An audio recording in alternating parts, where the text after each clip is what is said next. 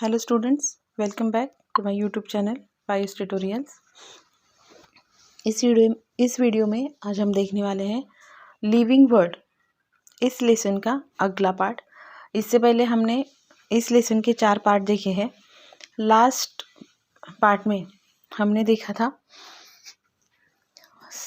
Responsiveness to the stimuli and respiration, excretion. Excretion का मतलब क्या होता है, रेस्पिरेशन का मतलब क्या होता है, and what is mean by responsiveness to the stimuli.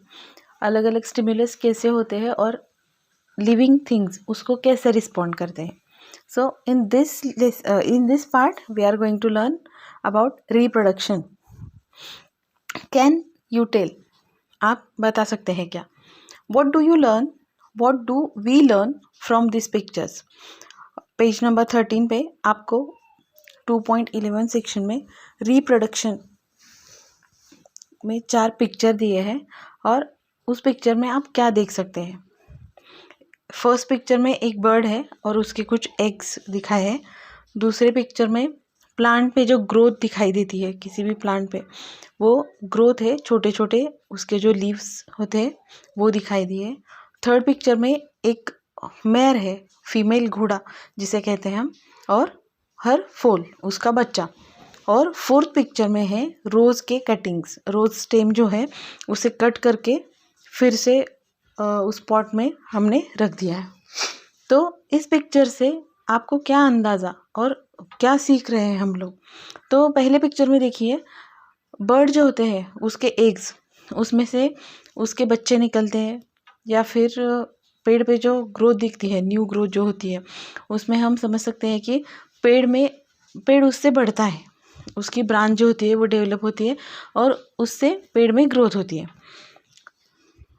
एक घोड़ा, उसका बच्चा जो होता है वो उसका नेक्स्ट जनरेशन है, मतलब कोई भी एनिमल है उसका बच्चा है अगर, तो वो उसकी नेक्स्ट जनरेशन बनाता है। अगर हम रोज़ के स्टेम को देखें तो अगर वो कट करके हम उसे ठीक ठाक से प्लांट कर दे फिर से मिट्टी में, तो उस पर भी हम बडिंग ऑब्जर्व कर सकते हैं, उससे भी उस प्लांट की ग्रोथ होती है। मतलब अगर किसी पुराने प्लांट से हम नया प्लांट बनाना चाहते हैं तो उसके लिए हम उसके स्टेम का यूज़ करते हैं। मतलब नया प्रोड्यूस करने के लिए, वो फिर प्लांट हो या फिर एनिमल हो, ये सारी चीज़ें हम इस पिक्चर में से लर्न कर रहे हैं।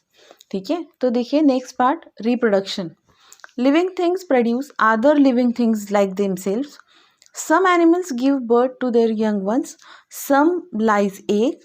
Their young ones hatch out of the eggs. तो क्या कह रहे हैं कि लिविंग थिंग्स जो होते हैं वो अपने जैसा ही दूसरा लिविंग थिंग प्रोड्यूस करते हैं, अपने जैसा ही। That is the important thing. मतलब आप अगर भैंस का बच्चा देखो तो एकदम भैंस की जैसे होता है, घोड़े का बच्चा घोड़े की जैसा होता है, रोज़ के प्लांट को रोज़ का ही फ्लावर आता है। ऐसा कभी नहीं होता कि रोज़ का प्लांट है और उस पर कमल या फिर मोगरे का फूल है। तो जो भी लिविंग थिंग्स है वो अपने जैसा ही लिविंग थिंग प्रोड्यूस करते हैं। और कुछ एनिमल्स जो होते हैं वो अपने यंग वन को बर्थ देते हैं, मतलब काउज हो गए, बफेलो या फिर एलिफेंट्स, यहाँ जो पिक्चर में दिखाया मेयर या फिर हॉर्स, इंसान, उनके बच्चे कुछ समय तक, कुछ पर्टिकुलर टाइम पीरियड तक उनके वोम में या फिर उनके पेट में बढ़ते हैं और उसके बाद वो उन्हें जन्म देते हैं। कुछ एनिमल्स ऐसे होते हैं जो अंडे देते हैं और उन अंडों में से उनके जो यंग वंस होते हैं या फिर उनकी जो नेक्स्ट जनरेशन होती है उनकी बर्थ होती है। New plants are produced from the seed, stem और लीव्स ऑफ अ प्लांट। ये एनिमल के बारे में हो गया कि एनिमल या तो बर्थ देते हैं या फिर उनके जो एग्स होते हैं वो हैच करके उनके जो यंग वंस होते हैं वो रिप्रोड्यूस होते हैं। अगर हम प्लांट के बारे में देखें तो प्लांट के जो सीड्स होते हैं, बहुत सारे प्लांट्स में हमने देखा है जिसमें रिप्रोडक्शन होता है, फ्रूट्स बनते हैं, फ्रूट्स से सीड्स निकलते हैं। बहुत सारे प्लांट्स में पॉड्स होते हैं छोटे छोटे, उसमें से भी सीड्स निकलते हैं। तो कुछ प्लांट सीड्स के थ्रू, कुछ प्लांट्स लीव्स के थ्रू और कुछ प्लांट स्टेम्स के थ्रू रिप्रोडक्शन करते हैं।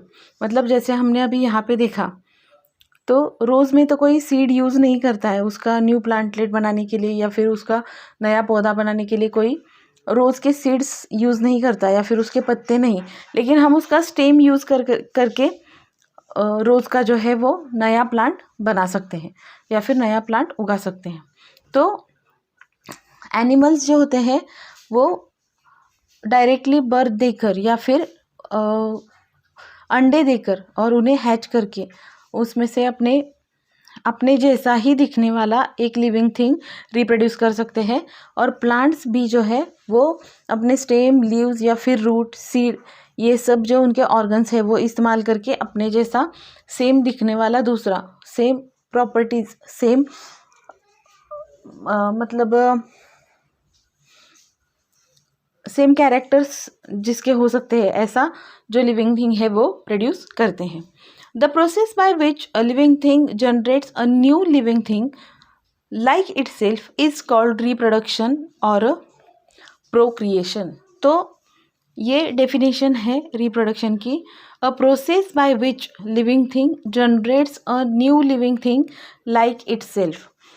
तो जो प्रोसेस जिसमें लिविंग थिंग जो होते हैं वो सेम अपने जैसा दिखने वाला एक लिविंग थिंग जनरेट करते हैं या फिर पैदा करते हैं, तो उस प्रोसेस को हम रिप्रोडक्शन या फिर प्रोक्रिएशन कहते हैं। इसको मराठी में प्रजनन ऐसे बोलते हैं। तो वो प्रोसेस जिसमें लिविंग थिंग अपने जैसा दिखने वाला, अपने जैसा कैरेक्टर जिसके है वैसा सेम लिविंग थिंग प्रोड्यूस करते हैं, that process is known as a reproduction. Reproduction is a characteristic of a living thing. जैसे हमने बहुत सारे कैरेक्टरिस्टिक देखे हैं इससे पहले के पार्ट्स में, वैसे रिप्रोडक्शन भी लिविंग थिंग्स का एक इम्पॉर्टेंट कैरेक्टरिस्टिक है। Use your brain power. Why have so many type of plants and animals been able to survive on the earth even today? तो अर्थ पर बहुत सारे प्लांट्स और एनिमल्स हम देखते हैं। Several type of plants and animals are there, जो बहुत सारे हमें पता होते हैं, बहुत सारे पता नहीं होते। तो क्यों इतने सारे प्लांट्स और इतने सारे एनिमल्स अर्थ पे सरवाइव क्यों कर सकते हैं? Why have so many plants, type of plants and animals been able to survive on the earth even today? आज भी वो अर्थ पे क्यों सर्वाइव कर सकते हैं या फिर कैसे सर्वाइव कर रहे हैं? So you have to use your brain and give that answer. इस क्वेश्चन का जो आंसर है वो आप मुझे कमेंट में प्लीज़ बता दीजिए। इस वीडियो को ध्यान से सुनिए। If you have any suggestion please let me know. और इम्पॉर्टेंट थिंग, इस वीडियो को लाइक करें, शेयर करें और मेरे चैनल को सब्सक्राइब करें। Next part will see in the next video. तब तक के लिए बाय बाय,